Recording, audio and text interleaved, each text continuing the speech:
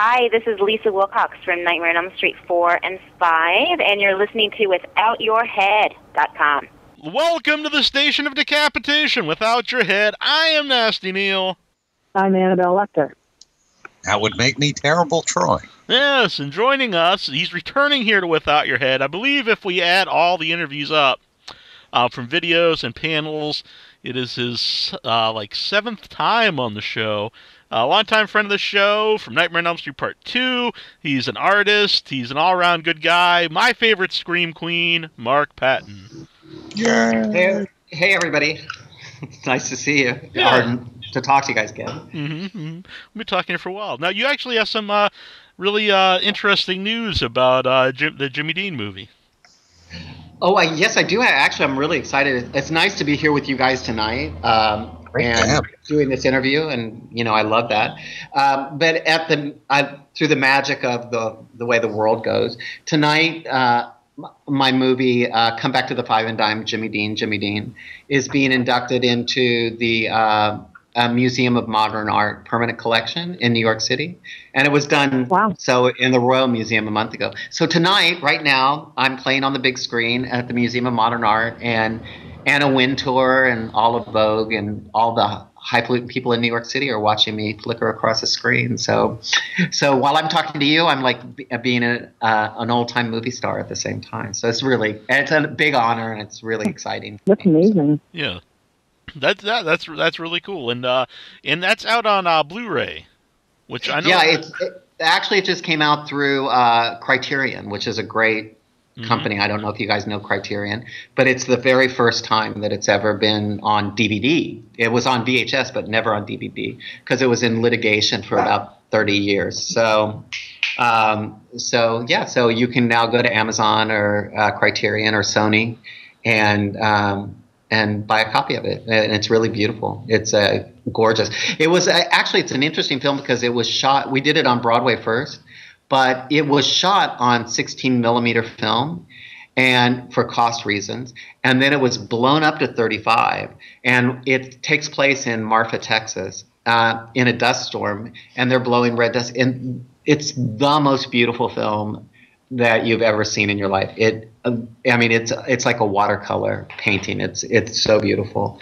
and it's amazing. So even if you're not that type of film fan, check it out. I mean, if you're into cinematography or whatever, and you can also see it on YouTube, but it's not the same. I mean, you want to see the new Blu-ray if you get an opportunity, and of course, all of you out there in this scary horror land have to love Karen Black too. And Karen passed away this past year. And Karen and I play the same person, so that just gives you a little teaser about what you're getting into before you get into the film. So yeah. Anyway, did you get a chance over the years? I don't know if you kept in touch with Karen Black, or did you get a chance to reacquaint yourself with her over through the conventions over the last few years? I did. I actually, it was funny with Karen because, I think some people forget what a tremendous talent Karen was. I mean, when you see her film reel, of course, she was like in 1,000 movies, right? Like she's in the Guinness Book of World Records as like the most filmed non-porn star in the world. And, but, she was nominated for the Academy Award a couple of times. I mean, she was in The Great Gatsby. She was in Airport. I mean, she did like some serious network. I mean, she just did some of the best movies of the 70s, and then, of course, Trilogy of Terror and all that kind of stuff. And then she segued really into horror. And but Jimmy Dean was a big deal. She won the Cannes Film Festival. We all won the Cannes Film Festival Acting Award, but she in particular won that award. And she was an amazing actress, but she didn't like the experience of Jimmy Dean was not a good one for her. And the reason was, I think that Robert had set her up to be isolated because her character is very isolated when she comes back to the reunion of the James Dean fan club.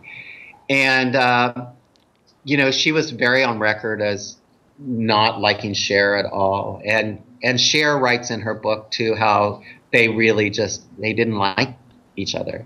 And so Karen really cut off that whole part of her life, although she was always really, really kind to me. Like, she used to call me on the telephone at nighttime. Talk about surreal, right? Mm-hmm. So I'm at home and I'm in rehearsal and I get a telephone call and it's Karen Black, and she just wants to, talk to me, shoot the breeze for an hour a night, because she wants to imitate my voice because we're the same person. And I didn't really even know. I was so young at the time. I didn't really, I wasn't that sophisticated that I would know what that she was doing, but she was, she was getting my vocal pattern down. And so every night we would talk and, we would have a really good time, and I got to know her that way. So she was always very kind to me, but she also was always working, and she was always out of money. Karen was perpetually broke. So, she always needed to work. She was just the antithesis of Cher or even anybody else, because the rest of those people made a tremendous amount of money, and of course she never did. She never had any money, and I think her that basically came from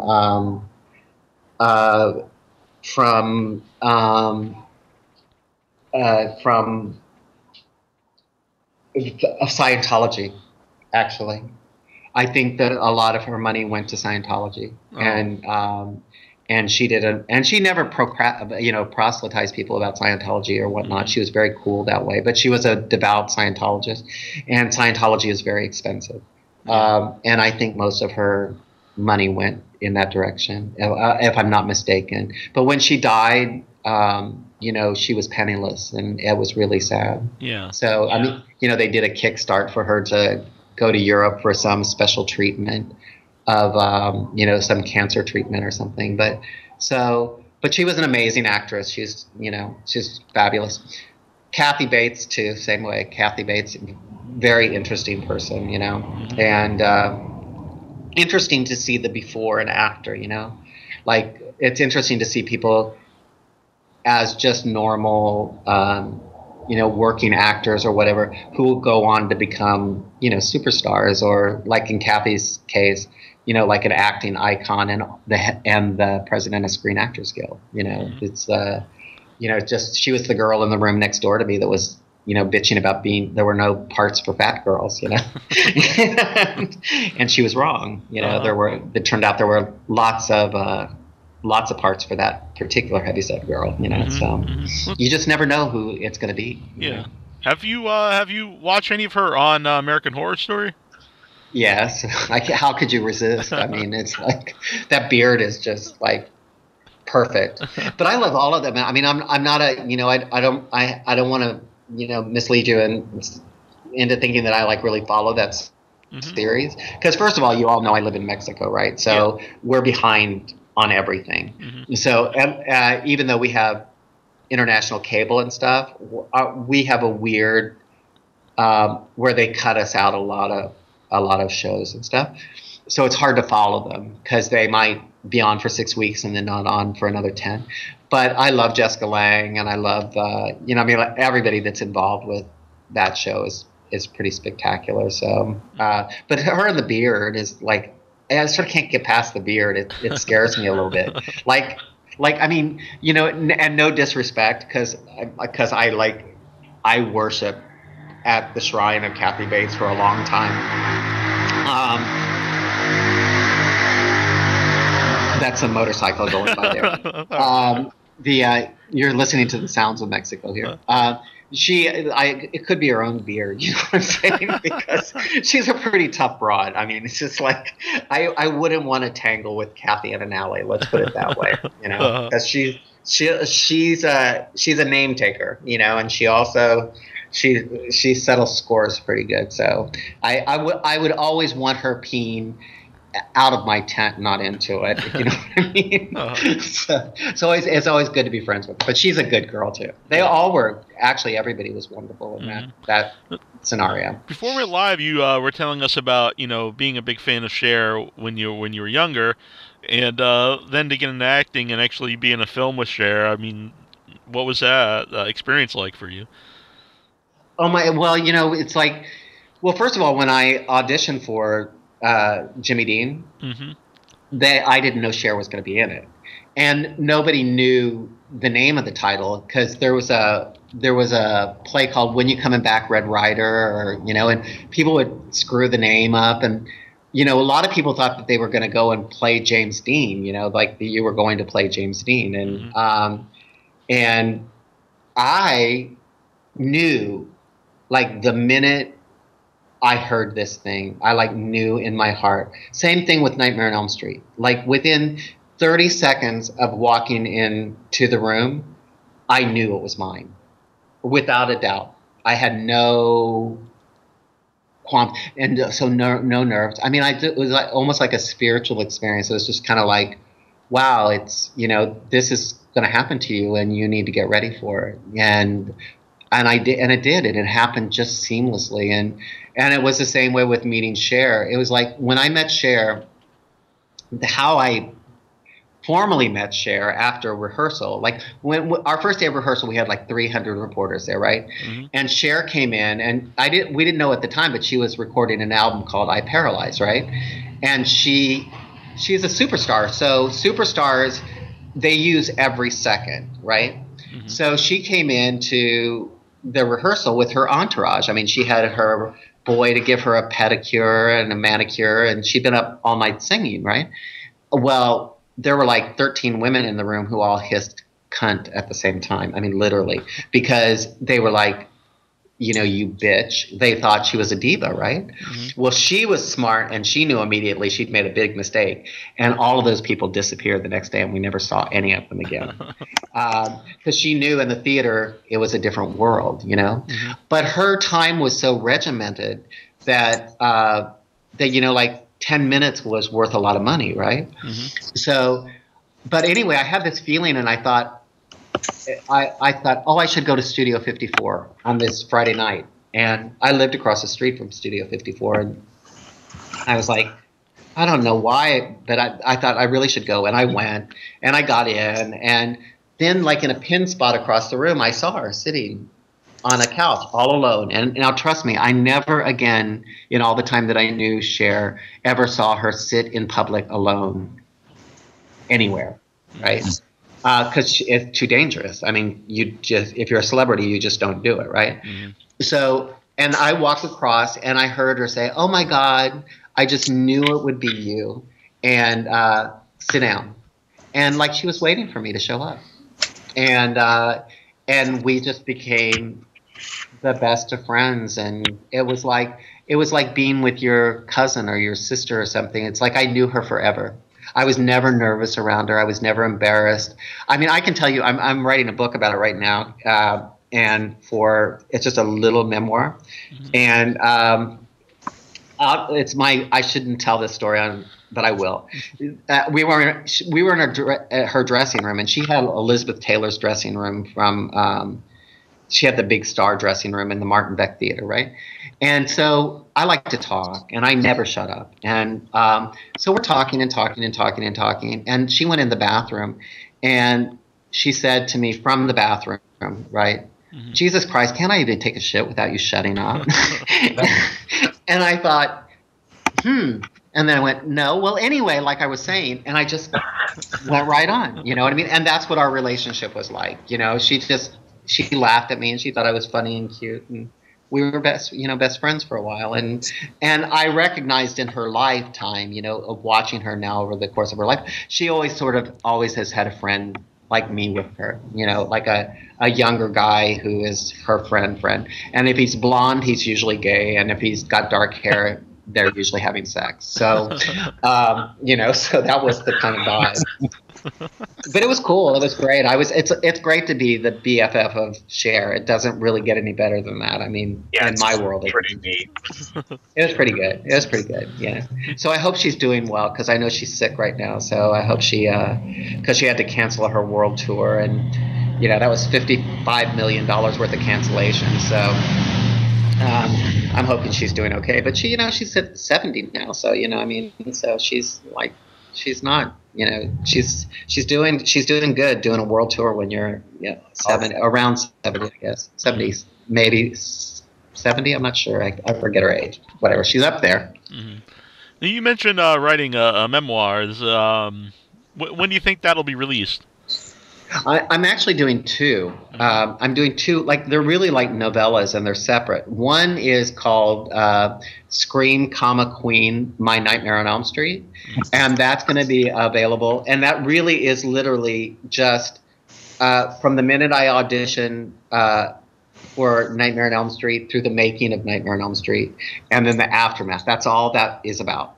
And then the one that I'm doing for Jimmy Dean is called Sincerely Mark. I was there too. And it again is only about literally from the moment I auditioned to the moment Robert Altman called cut, that 1 year. And they should both actually be out about the same time. The Scream Queen is going to be at Shock Puff in February 13th through the 15th. In 2015 for the 30th anniversary of Nightmare on Elm Street. Yeah. And that's when we do our first ever reunion show of Nightmare on Elm Street 2. Wow. And it's our 30th anniversary. And then we're going to do a couple of other big shows as a group. But the one that's announced right now, like the complete group, and that's everybody. I mean, that's me, Robert Englund, Kim Meyer, Robert Ressler, Marshall Bell, Clue, David Chaskin, the writer, Jack Shoulder, the director, Jacques Henkin, the cinematographer, and I mean it's down to people like who are the game makers are involved in this. It's the biggest Nightmare on Elm Street reunion ever for a show, and that's in Fort Lauderdale, Florida, and that's when my book Scream Queen is coming out. So come and get a copy of it because it's really funny. Yeah. It's a funny look at Nightmare on Elm Street, but it's also it's interesting if you're interested in like backstage politics of movie making. You'll find it's an interesting book because our whole interaction there with Nightmare on Elm Street 2 was rife with politics, movie politics, and nobody's ever really talked about it, which was really interesting. And we're actually shooting There Is No Jesse, finishing There Is No Jesse in Fort Lauderdale, and finally it's taken 3 years, but it's we're doing all of the interviews at Shock Pop because everybody's there, right? Oh, and they're shooting the convention, and we have the rights to shoot inside the convention and all kinds. And it's going to be a trip. There Is No Jesse, and it's great. And it's all about. It is not. I don't want to mislead anybody about anything. Because it's not a fan film. It's a serious. Both Scream Queen and There Is No Jesse are both very serious documentaries, and. I love like Never Sleep Again, and I'm really grateful to like Never Sleep Again for like sort of like reintroducing me to the world. Yeah.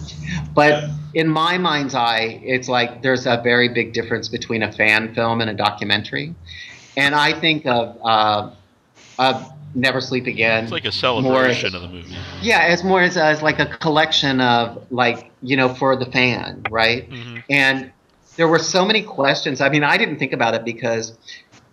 Tommy only found me like 3 days before they finished shooting Never Sleep Again. So I just like literally flew in, and I didn't know what they were going to ask me. I didn't have any time to prepare. I mean, I had told them I wanted to talk about David Chaskin, about the writer, and they had agreed to that before. And then they brought David back in after I got through talking about him. And but there were so many questions. Quite honestly, that I, as a fan of any movie, would have asked that were never asked.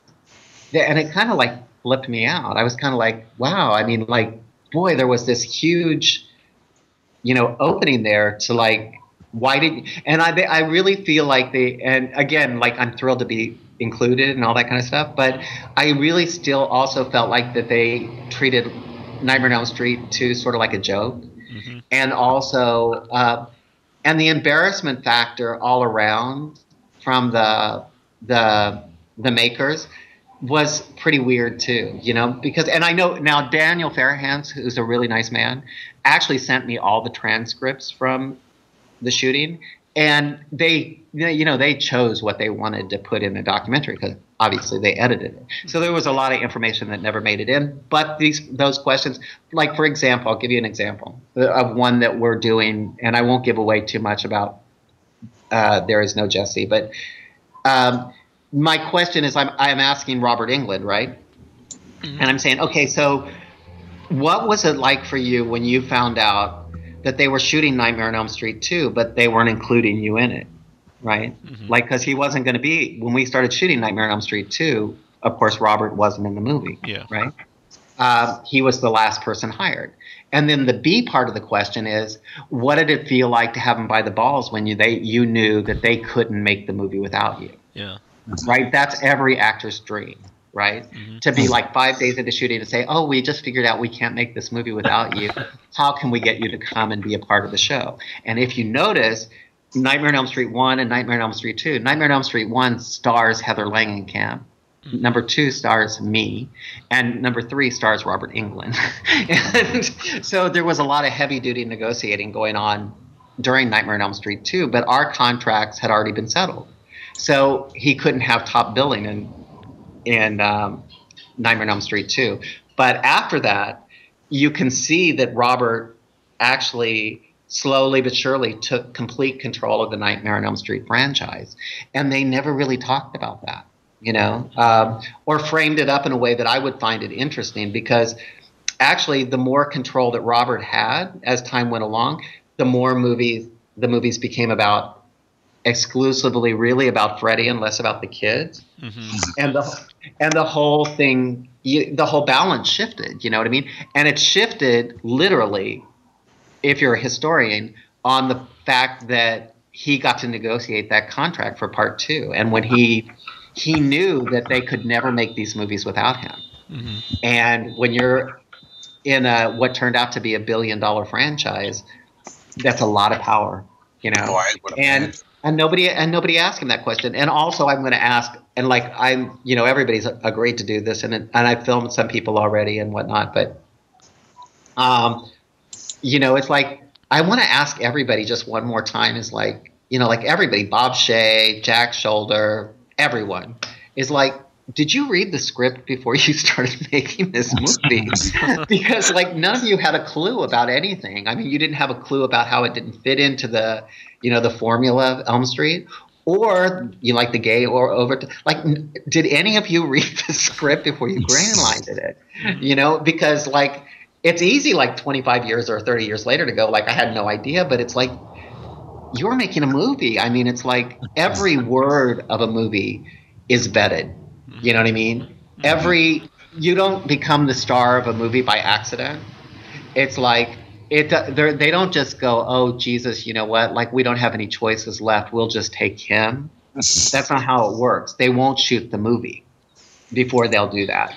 So all of this stuff had been well thought out, and the script had been rewritten many, many times. And they were moving fast because they wanted to catch the wave. Mm-hmm. But I want to ask them, and I'm going to, and and it's up to them to answer it however they want to. And, I'm friendly with everybody, so it's not, I'm not a mean guy. So I'm just really, guys, did you read? And, Rachel's going to be there. And say she was the one that sort of sounded the alarms along the way. But it's honestly, did you guys read this movie, the script before you started shooting it? Because, it's all there. It's not hidden. It's there's nothing I did in that movie that's not written in the script. Mm-hmm. From I always use the dance scene as a great example of that. It's David would always say look, Mark was so gay in this dance scene, and Jack's yeah, we didn't know what to do. And it's I'm Jack, weren't you the director? You should have called cut and said, this is not working. Yeah. But the thing is, if you look in the script, it says Jesse bumps his ass against the door 3 times, mm-hmm. The drawer, and gets on the bed and pretends to masturbate. And, it's all written in the script. Mm-hmm. And you can also tell the way the movie's cut, and it's also in the way the movie's cut too, that they show you doing the bump 3 times, and it's not trying to be hidden at all, I don't think. Right, and it literally is written in the shooting script. Mm-hmm. I mean, it's like literally, I didn't make that stuff up. It wasn't my making it up. I was following the direction of what David had written in the script. So, I mean, it was, it's like Tom Cruise was really popular then. So I think everybody expected, everybody that danced in a movie to do risky business, right? Mm-hmm. But I remember at the end of, and now of course that scene is like kind of iconic. Yeah. Strangely enough, especially with straight guys, love that movie. More like Marines and Army guys ask me to dance when I go to conventions and stuff. I mean, it's amazing. They're like, come on, do the dance for us. And they can all do the dance, right? And I used to be embarrassed about it, but now I'm not. And I'm like, that's the way people danced in the 80s. You know what I mean?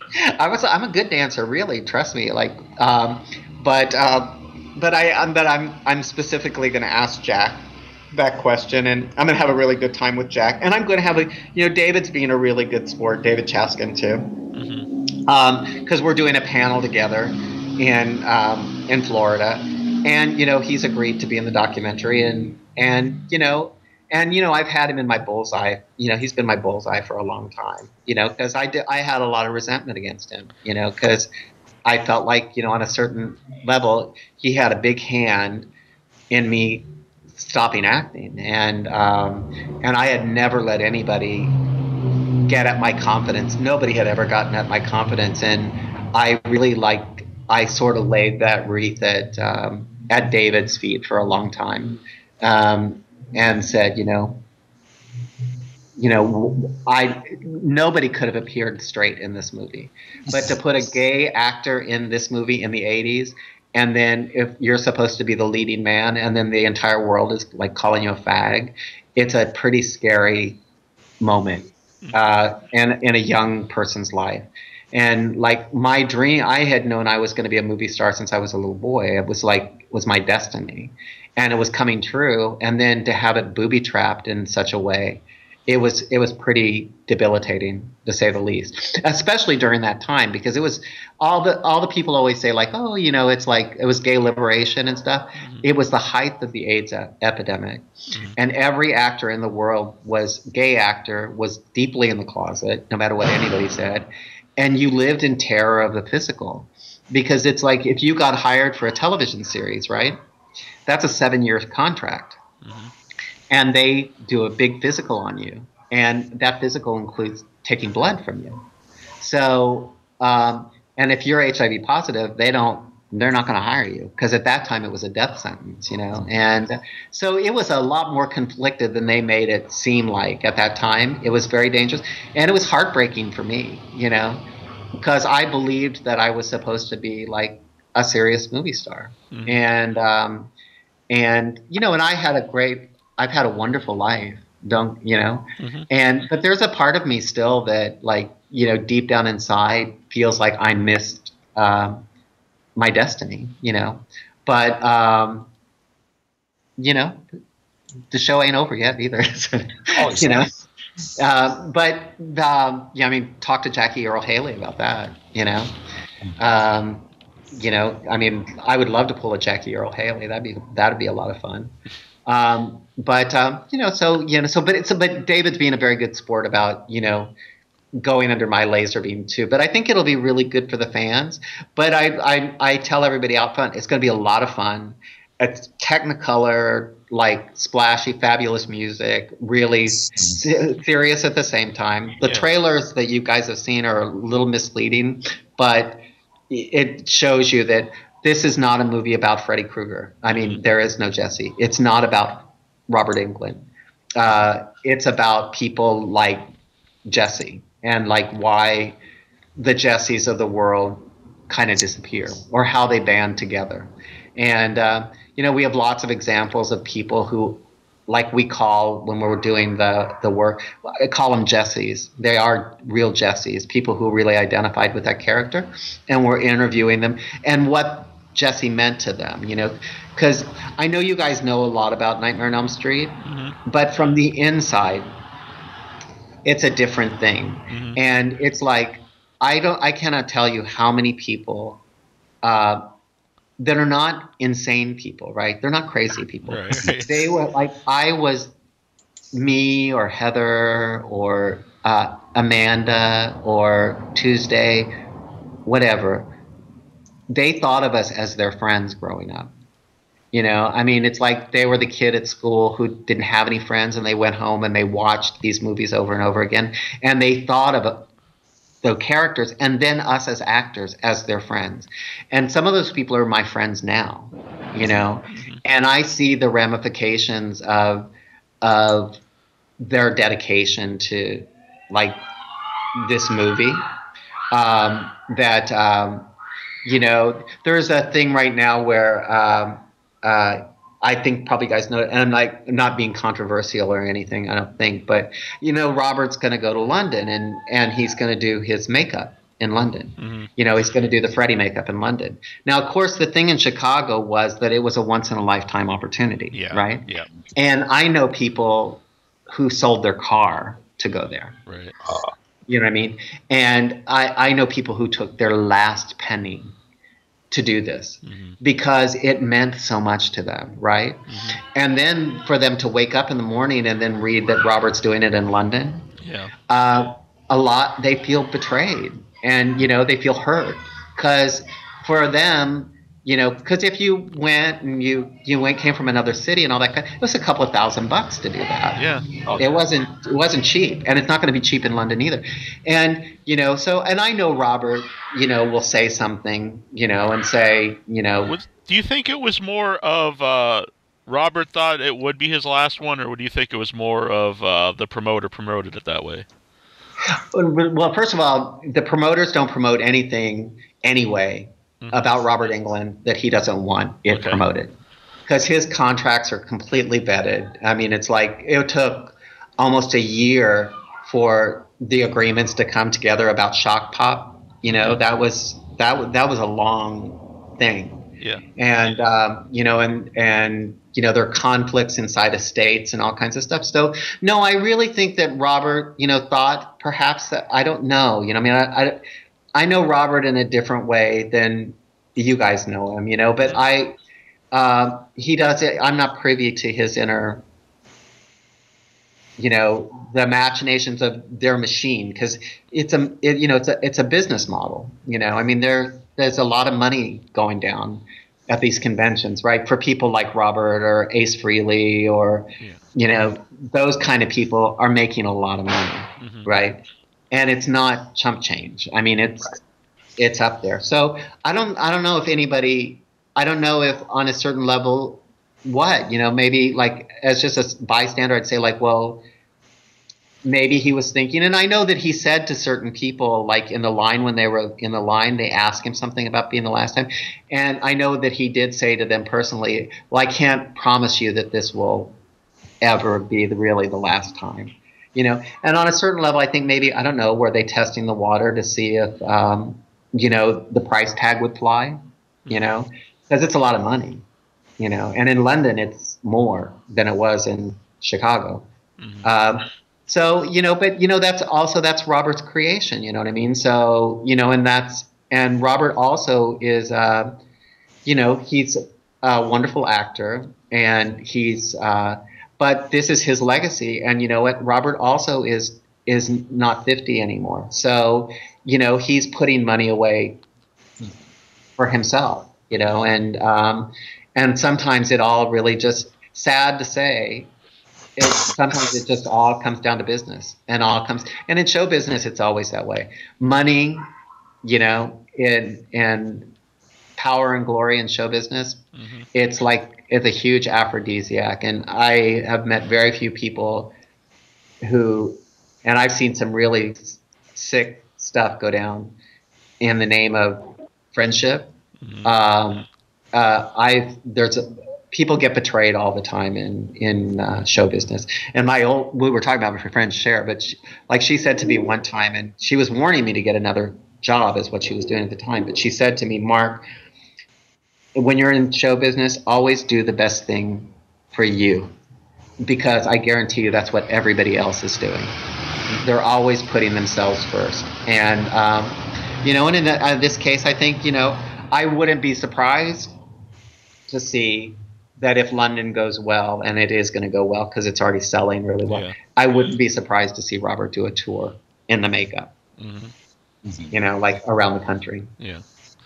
Or like at least to go to Canada, go to Europe, go to Spain. He's just come to Mexico for the first time. So, so maybe but I don't know because because he doesn't share that with me. But I was actually I was a little surprised myself, actually, to be honest with you. Yeah. When he did that, and it's because I know some of the kids too that like sold their car to go. So. Yeah. And all of a sudden their picture is really not so special anymore. Right. And it is kind of sad. I know you. When you came back to the conventions, and then after you did like I think a couple years, and you kind of left the conventions, and then you recently made a comeback to the conventions. What was the reasoning for you for stepping away from the convention scene? Well, actually, my last convention was gonna be in Jacksonville, Florida, right? And hi, this is Heather Langenkamp from A Nightmare on Elm Street, and you're listening to withoutyourhead.com. Ashley and Mark. Right. And I really only did that show for them out of friendship. It was, it was really just a kindness. And I got there, it took me 37 hours to get there. It was a nightmare. And I got there and it was their first year and I didn't expect anybody to be there, but it was, empty. And, a couple of actors that came just got up and left. And said, oh, I'm allergic to smoke or whatever. But, I'm not that kind of person, right? Yeah. So, but then after, that was going to be my last show. But in my mind, I really didn't want it to be my last show, because it was like, I wanted to go out on a little higher note than that. Yeah. Right. Somebody suggested, Nathan Hanneman brought me to his show, Horror Hound. And I have to say, Nathan sort of restored my faith in humanity, like being a gentleman, because I was a fan request. I wasn't I was a fill-in, right? Yeah. And he just watched his board, and he watched his board for a couple of hours, and he was paying attention to what the fans were saying, and the people wanted to see me, and it's like. The thing is, I think about the reason that I left the conventions was. Originally was very personal, but I can share enough with you to tell you that it's like I just saw people who at one time were fans, right? Yeah. Who were standing in line with $20 in their hand to get an autograph, and all of a sudden they were the boss, and I saw them mistreat people who they had idolized years before. And, really what makes up a show for me, to be honest with you, is there's a headliner always, right? Yeah. And Robert's the headliner, right? But you're gonna spend a sum total of 30 seconds with Robert and a Q&A, right? And that's it. That's all you're gonna get, and that's gonna be a lot, right?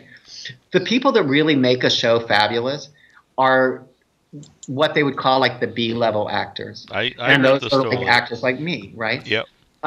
They don't have the biggest lines. You can actually sit and talk with them. And it adds an atmosphere to the show.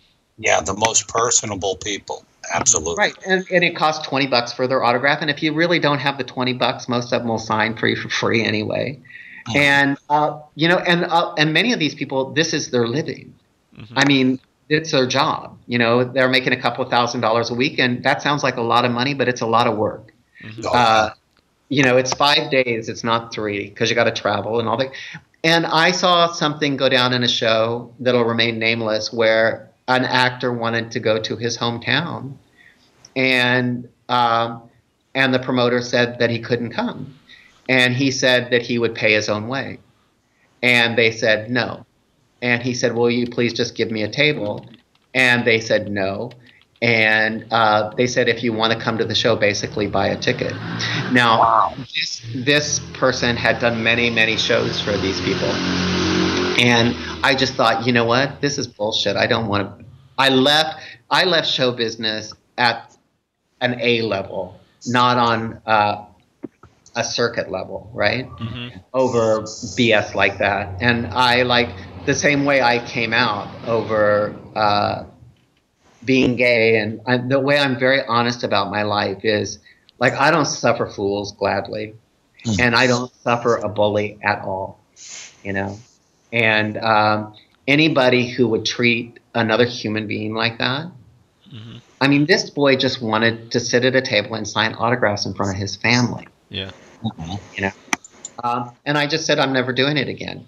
And you can like do the math on that one if you want to. I know who you're talking about. But yeah. So then when I started, so I started going, like I went to London, and that was really fun. And then, you know, now I sort of pick and choose what I've done. But, you know, my conventions have always been all about a couple of different things, you know, and you guys know me because you've been with me the whole time, right? It's like, I will talk about Freddy Krueger till the cows come home. I will talk about the house, and I'll answer the same question a million different times, and know that I'm answering it for a person, and it's the first time they've ever got an opportunity to ask it. Right. And so I answer it like it's never been asked before. If you'll give me 2 minutes to say something about bullying and something about HIV and something about like inside the horror community, right? Because I feel like sometimes I'm shining a little light in the corner that might not get shined, and that's why I'm there, right? Yeah. But if you read the comment cards about me in any show, people will always say, like, I didn't go to see him. Like, I'm not a name that draws people into shows. Yeah. Like, I'm not a big get that way. But I guarantee you at the end, when they ask who the favorite person is at the show, you'll always find my name on the list. Oh, yeah. You'll always bring it back again. Yeah, because I genuinely, you know what? First, I like to talk, and I genuinely like people, and I'm not embarrassed, you know, to think, you know, it's like I take the money because it's a business, right? But on a certain level, you know, I'm like, I can't believe anybody would pay me $20 for an autograph. You know, there is very few people in the world that I would give $20 to for their signature. You know, and so so I always say to, like, if you're going to be a whore, be a really good one. Yeah? And it's like, you know, give them their $20 worth. I mean, I love Sid Haig because Sid Haig is a great guy, right? And Sid will go like, you know, it's like, okay, carnies, put your makeup on. You know, it's like, go out and sell your stuff. But when you do it, do a really good job, because if you're an actor, go and act like a fucking actor. If you don't want to be here, don't come. You know. And if you only made $500 a night tonight, tell me another job where you can make $500 in 4 hours sitting at a table signing your name.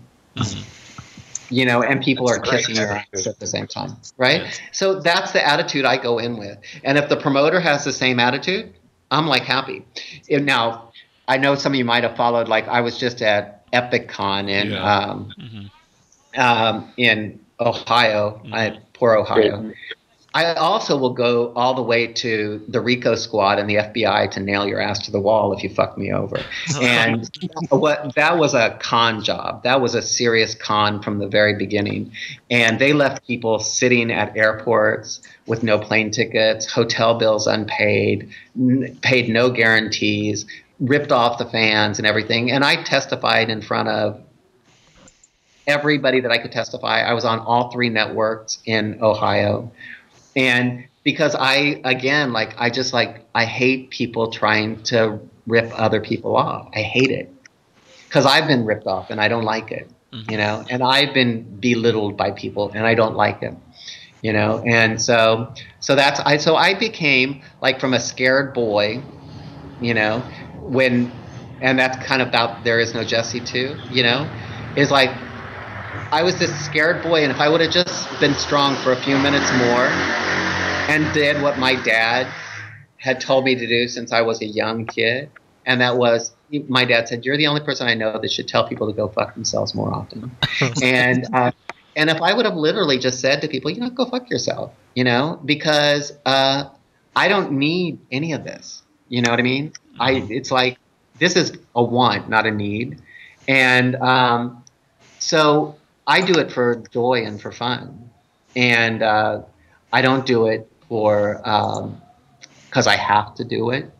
I don't do it because I need the ego gratification, because if I need ego gratification, all I have to do is one Instagram tweet or one Facebook tweet, and I get emails and my picture's all over the internet and will be for the rest of my life, So it really isn't that. I don't need that stroke. It's a little soap dish for me. I'm a little more embarrassed than I am, But when I do put on a show, I put on a good one. And so come to Florida, because it's going to be I guarantee you, that is going to be a fabulous show.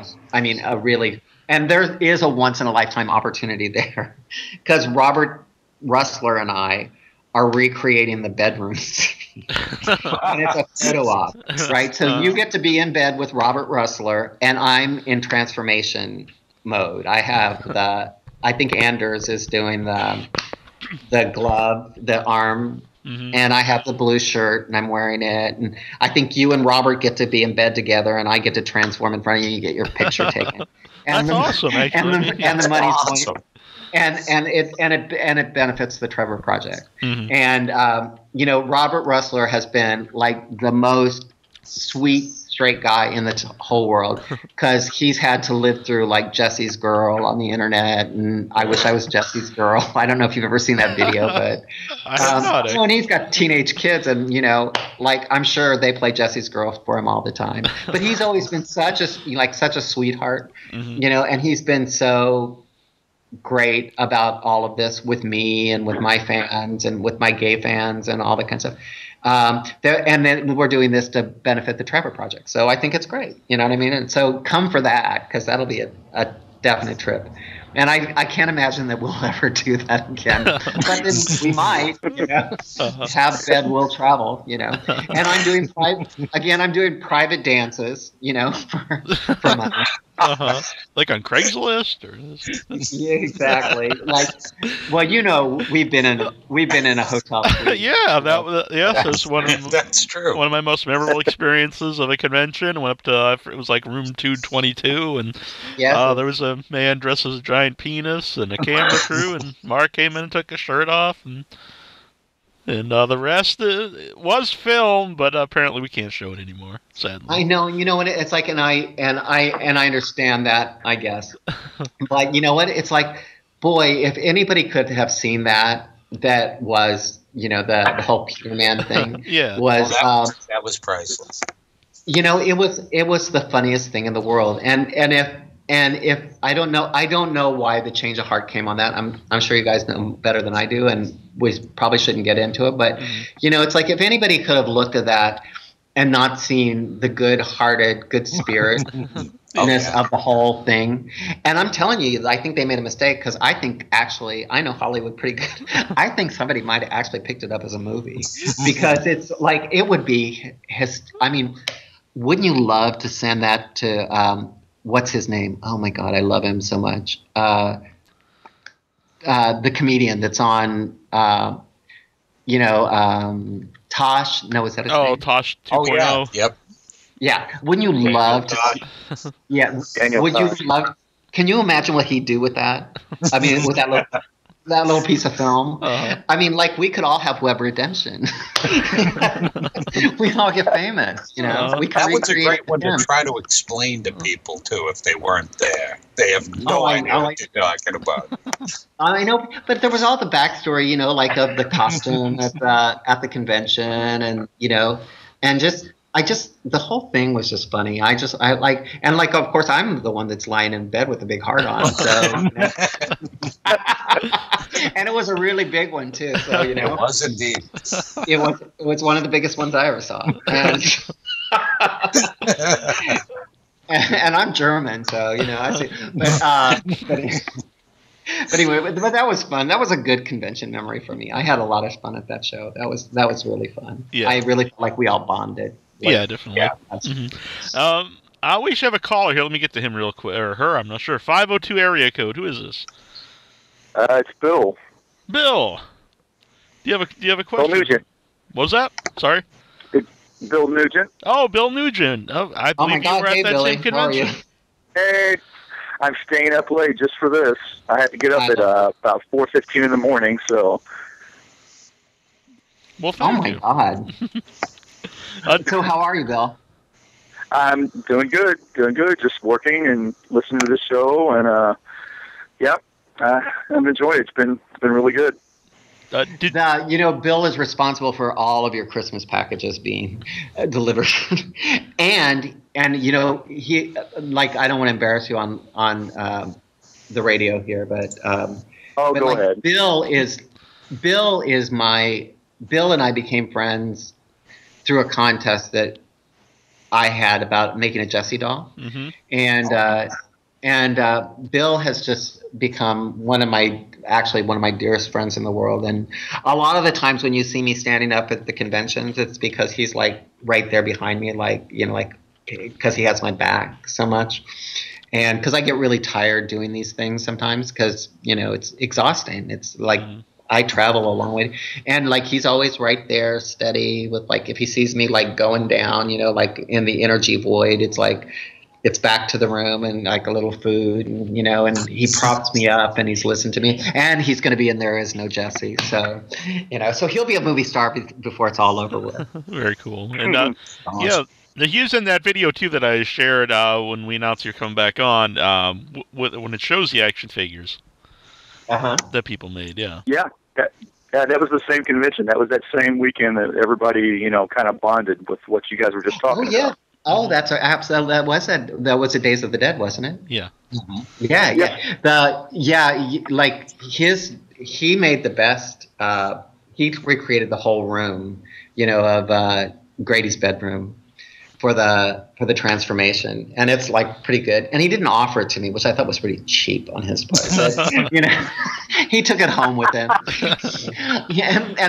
Then when we were in Rocket Chalk together, and he was sitting at my table, and I was going, I wonder if he's going to bring that thing and give it to me. Not really. I was glad he kept it because I have so many. I have so many mementos from. Nightmare on Elm Street since going back and doing the shows, and I had nothing. I mean, literally nothing. Somebody's sending me a children's book right now, and I've never actually seen the Nightmare on Elm Street 2 children's book. But there was actually one made. I didn't know that. Can you imagine? Yeah, he's I bought another copy. So do you have one? And I was like, no, I didn't really know such a thing existed. It's a bedtime story for children, and so he's sending me that. But I generally discourage people from sending me things or giving me things because I literally have a studio now full of wonderful gifts from people, and I have multiples of everything. And I really actually thought about having a big auction for probably for the Trevor Project or Scares That Cares or somebody like that to auction off some of this stuff, and because I don't want to give it away because it was the fans gave it to me and it was a gift, and I don't want to sell it on eBay because it's kind of low rent, it's it's your birthday present on eBay from a movie star, a has-been movie star selling off his mementos on, But I think there's so many people that would enjoy some of this stuff, the stuff from say, Japan and from, Thailand and all those kind of places. Some of the stuff is beautiful and some of it's very limited. And it's I don't look at it. You know what I mean? It's I've seen you can't imagine how surreal it is to, if you want a self-esteem check, right? I dare anybody to try this. It's get a picture of yourself when you're 20 years old, right?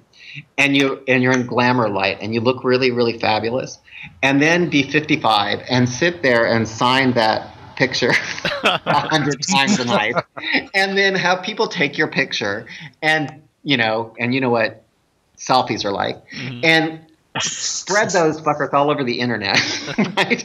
And you look like the creature that just crawled out of the pit, right? And you're signing this pretty picture of yourself. I mean, I always think of Alex Vincent, it's signing pictures of himself as a little boy. It's oh my God, I'm 30 and I'm so old. I mean, it'll make you feel like a real old hag. So I don't sit around and look at those pictures and stuff all the time. But I think maybe one of these days I really should do an auction or something, and then put them back into circulation, because I know a lot of people would really like to have that stuff, and and then do something good with the money. Yeah. And then I encourage everybody, like, if you're listening to this show, I love you, but don't send me anything. And I would love to send you an autograph, and I would, except for I live in Mexico, and it costs at least $30 to mail something to you, to get it to you. So I just can't. And I'd love to, and I would. I'm a mensch, and I would, but I can't. So, but I will, like, wish you happy birthday on Facebook. In person. I mean, it's like I read every email. I read all that stuff myself. So for people for people who aren't aware, would you like to explain what the Trevor Project is? Oh, sure, I would love to. The Trevor Project actually is named after a young guy who was, his roommate at college decided to turn on his computer and spy on him and film him while he was having sex with another guy. And the kid was young and he wasn't out. And then they live streamed it all over the university. And the boy went to the nearest bridge and he jumped off and he killed himself. And so the Trevor Project, or It Gets Better campaign, is people who were bullied or harassed earlier in life, like me. It's like I was the boy people threw rocks at school, and called names, and anything that I heard in Nightmare on Elm Street, I heard in high school, right? Like he's a girl, blah blah blah, walks like a girl, if you're a girl. And my dad always said, if they call you a girl, fight like a girl, fight to win, because girls don't have rules. So bite them, kick them, hit them in the head with a brick. It doesn't matter. And that worked for me, But anyway, so that's what this organization is for. It's for people, for people like me to stand up and say, look, you know what? I was made fun of in high school, and my grade point average went from an A to a D in a year. And I went from the front row to the back row because I was afraid to go to school, and I almost flunked out of school. But you know what? I had one good teacher who stood up for me and told me that my problem was a problem of geography, and that as soon as I got out of Kansas City and got myself to New York, that I would have a happy life. And you know what? She was right. And sometimes that's all it comes down to, is somebody standing there telling you, look, it will get better. Like this thing that is humiliating you, it's not going to last forever. And the people that laughed at me, are the people that like now send me a friend request on Facebook, and they remember me as their best friend in high school. I remember them as somebody who tortured me. Yeah, but they remember me as their best friend. It's really weird you say that, because I just had the 20th anniversary last week, and I get not similar ideas. So many people that didn't talk to me at all in high school or were mean to me, and now they're like, hey, try and act like they were my best friend. It's like, you never even spoke to me. I don't know why you want me to go to this. I know. I was so nervous and sick when I went back to my high school reunion, the 10-year or whatever. And I was literally nauseous and vomitous. I didn't want to go, and I went with a couple of friends, and we had all made a pact that we would go together, and we had all gone to New York, or each of us had succeeded. We had brutally exceeded expectations of life. One of us had gone to Oxford and was a music star, and the other one was in publishing, and I was a movie star by then, and I still, walking back into the school, just made me sick. And all the people were like, oh, I love you, I watch you on General Hospital, and and oh, I'm your best friend, and oh, we had so much fun together. And it's like, I would think to myself, God, I remember you I don't remember you the same way you remember me. But you know what? But then I grew up, and it's like I found out things like there was a boy who had the same problem as me, and but the theater department was really good to us. And, he's the head of the Gay and Lesbian Film Festival of Kansas City. And I'm going to speak at that film festival in Kansas City. And, everybody that we went to school with is coming to see that. You know what I mean? Because we've all changed. You know, we're all different people now. You know, we're not the same people. Some of them are exactly the same. But anyway, that's what the Trevor Project is all about. And it's a worldwide movement now. And I don't know how much money I've raised for the Trevor Project or awareness that I have, but I've done as much as I possibly can. And I go to conventions and, you know, people stand in line, and I'm proud of this because, like, when I was at Horror Hound, Robert and I did a deal together, Robert Ressler. And they asked me to scream, and I had never screamed. You know, I don't scream for people. And I said, well, I'll scream for money because I don't have any of the Jesse is a Homo t-shirts to sell, right? And because, I used to sell t-shirts, and I would take the things that people said about me on the internet and put them on the t-shirt, like Jesse is a homo, or you've seen I love my Move Over Heather, there's a new Nancy Boy in Town t-shirt. I am recreating that one for a Shock Pop. So I said, okay, if you guys will promise me that there will be like $1,000 in the box, I'll scream for you. And so they said yes, and so I did. I screamed, and it was a good scream because I can still really scream. And they did. People lined up, and like a lot of people lined up and said, you know what, I didn't really know who you were before this, or I'm not a fan of Nightmare on Elm Street or whatever, but I'm really a fan of yours, and I just wanted to come and say hello to you and give you this money because my brother committed suicide, or my uncle died of AIDS, or my mother turned out to be a lesbian, or my kid is being beat up in school. And you know, I had a line and like the guy standing next to me was like, what in the fuck is going on here? Because it was like a religious experience. I mean, there were like people crying and stuff, and that's the power of honesty, you know. And I believe in that. I really believe in like being a witness of, you know, it's like I want to stand up for the fat kid in the corner. I want to stand up for the girl that's got a mustache, you know, speaking of Kathy Bates. I mean, it's like I want to be a witness for those people because, you know, I was a beautiful young boy, you know what I mean? When I look back, I was a beautiful young boy, and I was a beautiful young man. And when I made Nightmare on Elm Street, I was a beautiful, handsome, young, on my way to being a movie star. And I let some 14-year-old boys in a dark chat room someplace call me a fag, and I let them destroy my life, right? And if I would have had enough people around me at the time that said, you know what, don't listen to them. If the internet had been what it is now, I would have said, you know, go screw yourself, and I would have just continued on my merry way. So, you know what, so I'm like all about that, and I think you should be too. So like look up the Trevor Project, it's great. And you talk about you know, standing up for the fat kid and bullying and stuff. Even if someone who isn't gay or knows someone who's gay, I think it's something that everyone can relate to, especially you know, like in the horror community, because a lot of people are I don't say outcast, but they've gone through similar experiences.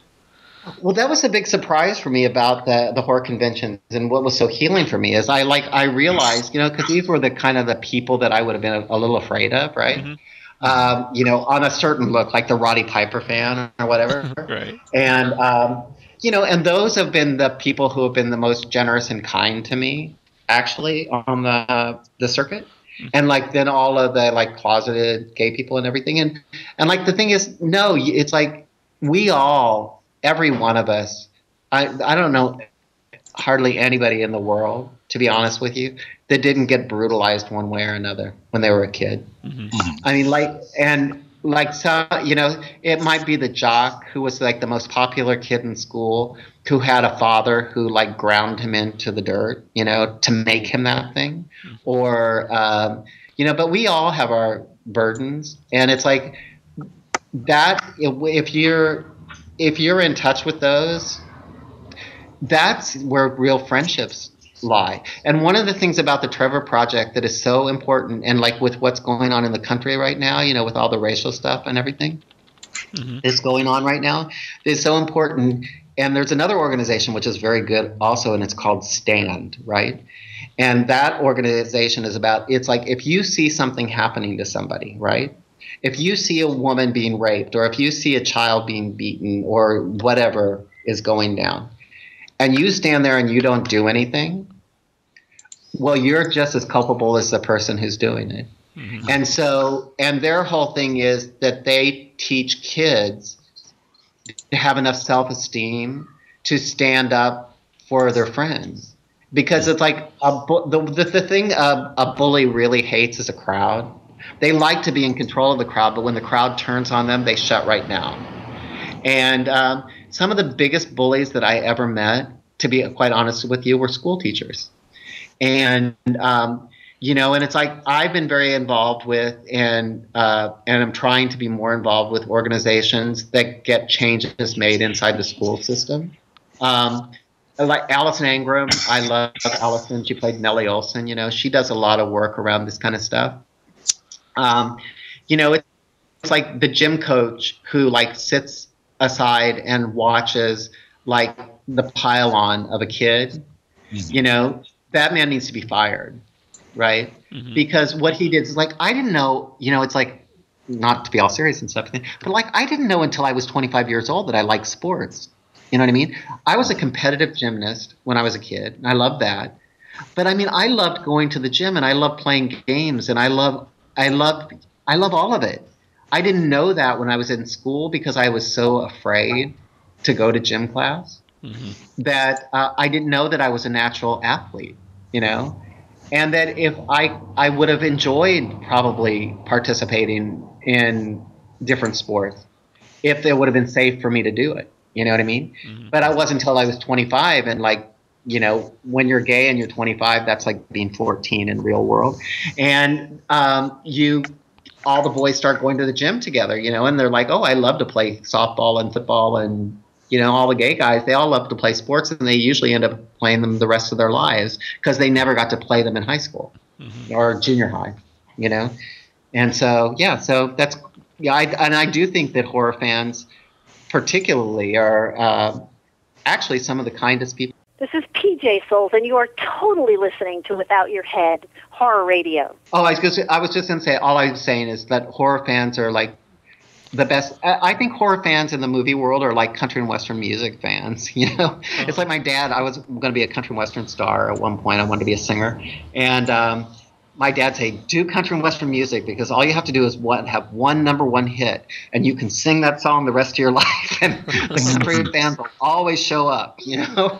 And it's the same with horror fans. It's like all you have to do is one, and they'll always be there for you, you know? So I sometimes I feel like Hedwig and the Angry Inch, you know? There's that one like troglodyte like standing at your table going, I love you, you know? Sing that song for me. Like, okay, let's go. But it's good. It's good. Mm-hmm. Sierra, 318 area code. Who are you? Yes, exactly. Yeah, what's up, guys? Jade Talbert. What was that? What'd you say? Jade Talbert. All right, do you have a question for Mark? Yeah, I don't mean to backtrack here, and this might be, you know, a little awkward, but y'all were talking about the Bond night, you know, probably about an hour ago. And I got a question, because it's just been bugging me to death. Now, am I wrong or right? Was there a mention of a penis costume? A dick costume? Yes. Yes, there was. Okay. There was a... Okay. Mm-hmm. Okay. Now, before we get into the serious questions, just real quick, I'm wondering, what color was it, man? Was it one of those pink weird ones with the bacon and cheese on it, or was it one of the tan ones? No, it was a flesh color. Yeah. You want to take that one? Do you want to take that one? It was a flesh color. I mean, y'all made this night sound awesome. Everybody's wondering what the heck happened that night. I'm sure. Well, let's just say it was a 7-foot tall penis, and it was kind of realistic looking, but not really at all. And when I signed, and the man who was wearing the costume the first time he wore it, he asked me if I would sign it. You know, like. The big dick. And maybe in the good sport that I am, you know, I did sign it. And of course, when I sign my photos, most of the time I sign it he's inside me. that's what I wrote on the way I find it amazing that everybody was able to sit back and drink Sprite and bourbon with a 7-inch dick in the room. 7-foot dick in the room. And nothing happened, man. It was a lot of fun. Yeah. It was a lot of fun. Yeah. How did you know that they were drinking Sprite and bourbon in the room? Were you there? No, man, it's just a guess. If there's a 7-foot tall dick, there's going to be Sprite and bourbon. There's always Sprite and bourbon then. Yeah. Yeah, no, it's generally Seagrams and Falstaff and like Newport cigarettes. Yeah, it was one of those.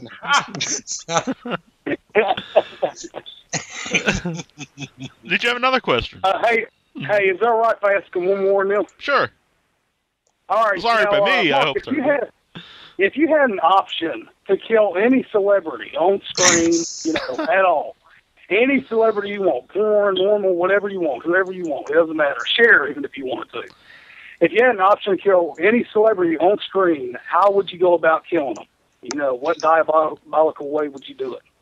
Well, actually, I actually have an answer to that question, strangely enough, which makes me so sick. But, I wrote it, some of you probably know, I wrote a little novelette, and it's called Jesse's Lost Journals.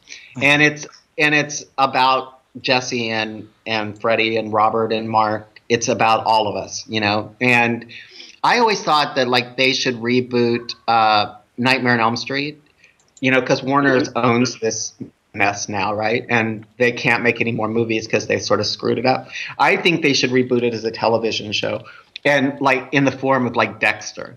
That'd be amazing. That'd be great. A serial killer. And if you read Jesse's Lost Journal, the person that I would like to kill on screen, and I would actually like to do it in that television series, is I would actually like to kill Robert Englund. And the way that I would kill Robert Englund, you have to read the book and see. But he died a really gruesome death, and he screamed like a bitch when he died. I'd like to do amazing. Huh? Don't you think that would make a great? Amazing. Yeah, that'd be great. Oh man. Yeah, to do it really seriously, not campy at all. Literally to make the Freddy Krueger character and the Robert Englund character, and the way that I did it, very serious psychopaths, and that blended right into society. And I said it all in the world at the conventions. And I'm firmly convinced that at all those conventions, and although the people are really, really nice, I'm convinced that at every convention there's at least one real serial killer there. And I'm always scanning the crowd to figure out if I can figure out which one it is, because it would be just too tempting if you were a really psycho killer not to go to the Days of the Dead or Horror Hound or you're Texas Frightmare. There's a psycho in Texas. It's there's a lot of psychos in Texas. So. But anyway, that would be it. I would kill Robert Englund. That would be it. He would be dead. I would kill him. And I would kill him with kindness. Yes. And he'd still be dead. He would still be dead. So thanks for that question. I appreciate it. I'm not sure if that's what you expect. That's a great question. Thank you for calling in. Yep. Mm-hmm. All right, nice. Along those lines, because I was at, I think I hosted all the Scream Queen panels that you were on, and if you could do another one, what would be the 5 Scream Queens you would like to be involved in it? Oh, if I could have any Scream, well, yeah. I actually did gay bingo in West Hollywood with Tippi Hedren and Linda Blair. And I did gay bingo together, and it was a Scream Queen night. I thought that was pretty good. But I would love to do the Scream Queens again. Mm-hmm. And I actually thought the Scream Queens was really a great concept. Mm-hmm. And because of the levity of the thing and thing. But I don't think I honestly, and not saying anything poorly against her or anything, because it was Aldolfo was the one that really sort of came up with that deal. Is I don't think Heather liked doing it, to be honest with you, because I don't think Heather ever really considered herself a scream queen, and she still doesn't, and she really isn't, right? But I liked. My favorite was like, what was that girl's name? Amelia Kinkade. You have to have the psycho. The main one. No. Amelia Kinkade. The blonde. You know who I'm talking? Linnea's friend. Linnea Quigley's friend. Yeah, I believe it was Amelia Kinkade. Yeah, the one that like is the animal whisperer. Yeah, she would not be on the panel. I would not let her be on the panel because she had the best answer. Like that night, I loved Linnea. I love Linnea Quigley. I think she is so funny. Like when they said to her, like, how did you decide what movie that you wanted to be in? And she said, well, if I had a job stripping that night, I would decide whether they were going to pay me more money for the stripping or more money for the movie, and whoever paid the most would win out. And that girl was the same. Amelia was the same way. I love that, but I would actually put Linnea on it because I think she's great, and I think I would put Linda on it too, as mean as she is, and I would put her there, and I would put in my dream world, I guess probably I would put Jamie Lee on there, of course. And I actually like a lot. I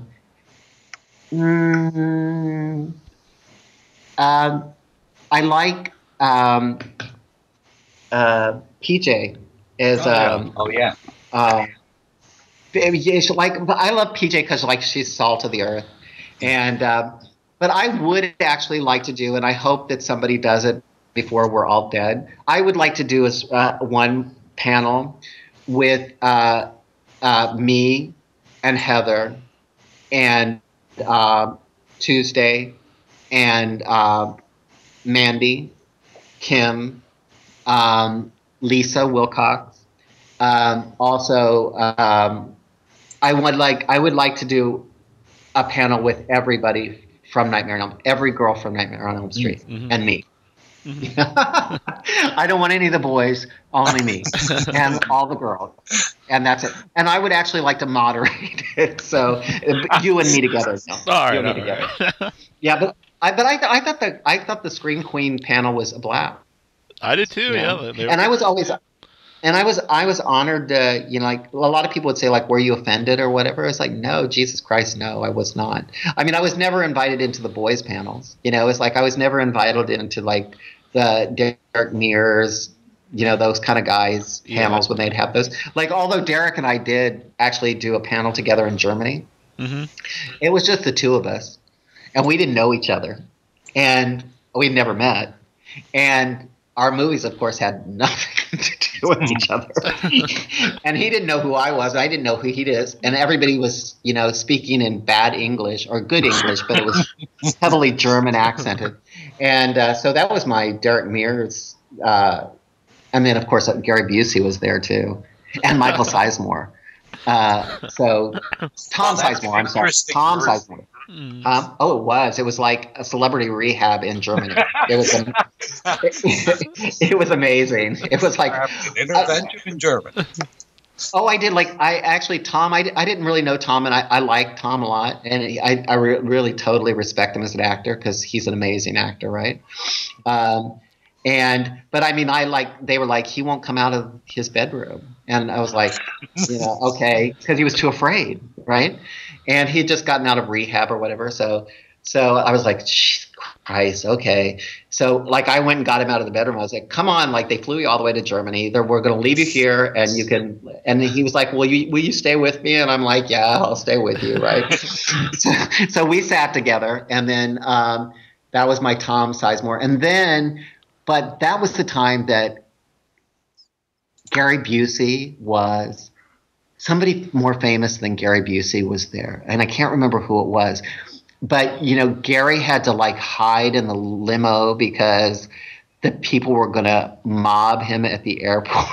And it was nobody really noticed him. And you know what I mean? It's like, but he was, because somebody was more famous. You know how the Busey meter goes up way high, right? So he was like, he had to cause a scene. So I had Tom sweating through his makeup, and like he had that kind of like flop sweat cocaine was not quite out of his.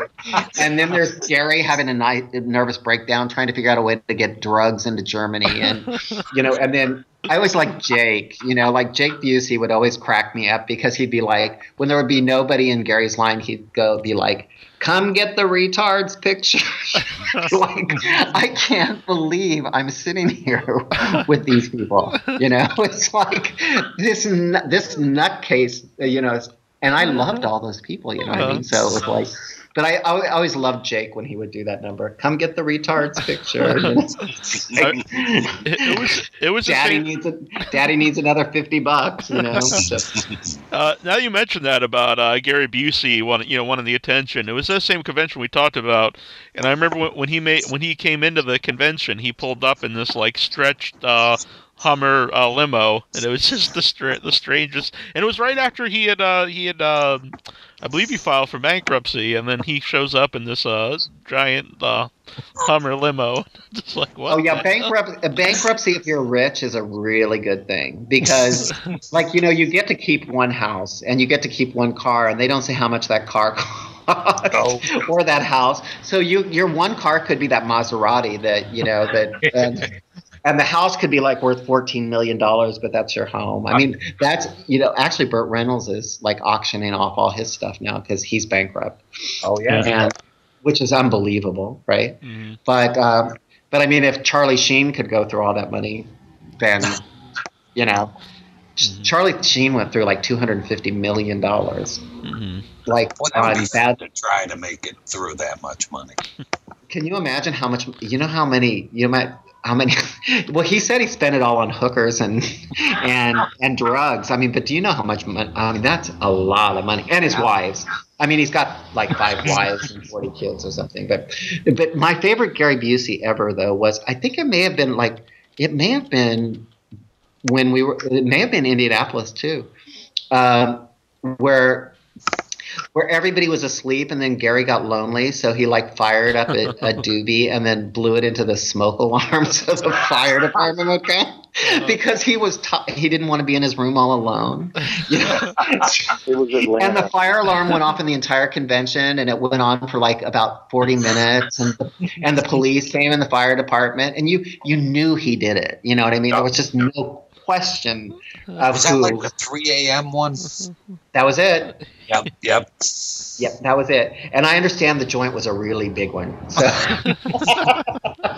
So you know what, we've lived very well, right, through these things. Yeah, who else gets to do this kind of stuff, right? I mean, there was one. I don't know if I should say this, but there was one convention because a fan that listened to the show, he started sending me cigars, and somehow that got back to Gary Busey that had cigars on me. And they're like, Neil, would you go up and give Gary some cigars in his room? And I was like, oh, sure, because I really don't smoke them. I just kind of brought them along.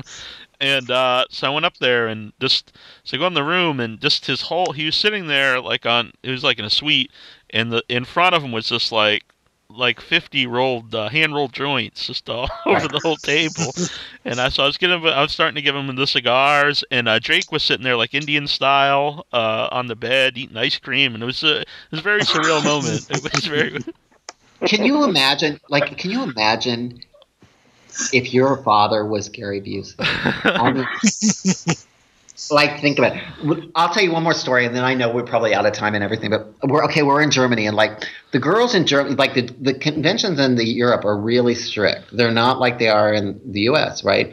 Like, you can't take anybody's picture. They'll break your arm. I mean, you have to pay for everything. And there's a person sitting with you, and my person is always a girl named Nadine Kirsten, right? Mm-hmm.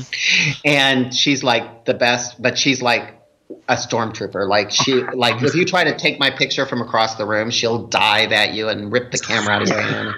And because you got to pay for it. I mean, there's nothing for free in Germany. But like all the girls had gotten together, and they had decided, because you know women are wily, and chime in there, lady.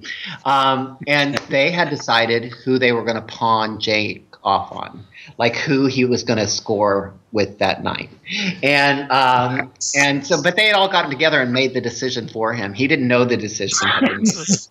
And it was a big Fraulein, like a big German stocky farm girl was chosen to be his bride for the evening, and he had to do the walk of shame with her, and like she was like a coyote date basically, and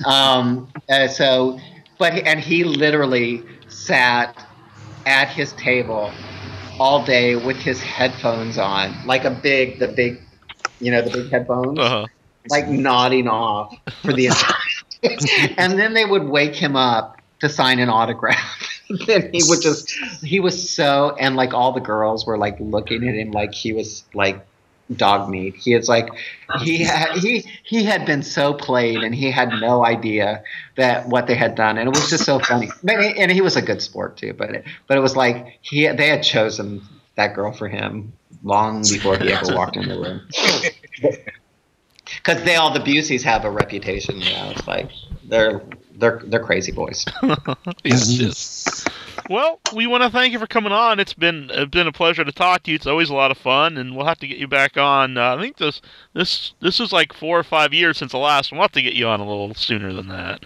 Oh yeah, you know what? You guys have to have to put your stuff together. You need to come to Florida. Florida's going to be amazing. Florida is. So right, is the entire cast of Nightmare on Elm Street 2, mm-hmm. The Karate Kid, the Brady Bunch. Wow. Also, John Waters is going to be there doing a special thing.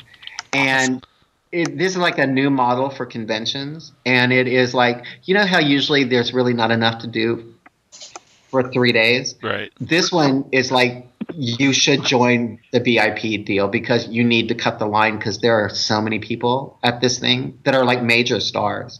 And the photo ops and all that kind of stuff are all very unique. And they're rock and roll promoters. And they're like, this is their first big deal. And it's like a younger take on a horror convention. It's like, it's not just booths and signing. There's all kinds of things built into the show that are unique, and it would be like really good for all of the promoters to come and see it too, because it's like, because there's a way to really put on a show with these things, because they're expensive. How expensive it is to go to the shows. Right. They really, when you go to them, they really should be like going to the carnival for grown-ups. And I think that's what Shock Pop is trying to do. And so wish them good luck. And it's sold already. I mean, it's sold beyond, the VIP stuff and all that kind of stuff is, I think most of it's already gone. But come there and you can interview me there and I'll get you in the VIP section and we can sit and talk to Robert Englund about me killing him. That would be excellent, and I like that because watch David Chaskin kill me. One of the two. Right, maybe. Well, thank you guys. I always enjoy it, and I love that you let me just ramble on and on and on and talk about whatever I feel like. So that was a blast. It was. I could sit back and listen to you like all night long, Mark. Oh well, thank you. And I believe that's also your. So we'll talk to you. So goodbye to all my friends out in. Without a Headland. So, Without Your Headland. I'll see you on the Facebook. And then please also, I just really started with the whole Instagram thing and Twitter. Mm-hmm. So please follow me there too. The Instagram is Mark Patton, NOES2. That's, Nightmare on Elm Street for those retards out there who are horror fans and don't know. Uh-huh. And then the Twitter is Mark Patton 4D. And and I'm trying to make that a lot of fun. So please join me there. Excellent. Yeah, and I believe that's your birthday week in the Shock Pop Comic-Con. Oh yeah, my birthday is actually Wikipedia is a liar. It's like it's actually going to be on Valentine's Day. Oh, okay. And my birthday is actually in September. That birthday is a fake birthday. That's my actor birthday. It was for TV Guide when I was in Kelsey's Son with Chuck Connors. they asked me when my birthday was, and I said February 13th, 1964, because I was supposed to be underage, and so we just made up that birthday for me. But my birthday is actually September 22nd. I'm not like a little Virgo boy. And it took us so many years to get Wikipedia to change it. And sometimes they'll pop it back to 64, but my real birthday is I'm a few years older than 1964. Not many, but a few. Yeah. Very first. But I like to have all those years because, you know, it like nothing makes sense unless you're really your own age, you know. So. Oh yeah. So anyway, so it's Valentine's Day. So join me for Valentine's Day. It'll be fun. You can all be my sweethearts. Oh, that's awesome. Okay. All right. Good night then. Good night. Thank you again. It's been excellent. Thanks Okay, again. we'll talk to you soon, and I look forward to seeing you. Okay. Good night. Good night. Good night. Hi, this is Heather Langenkamp from A Nightmare on Elm Street, and you're listening to withoutyourhead.com.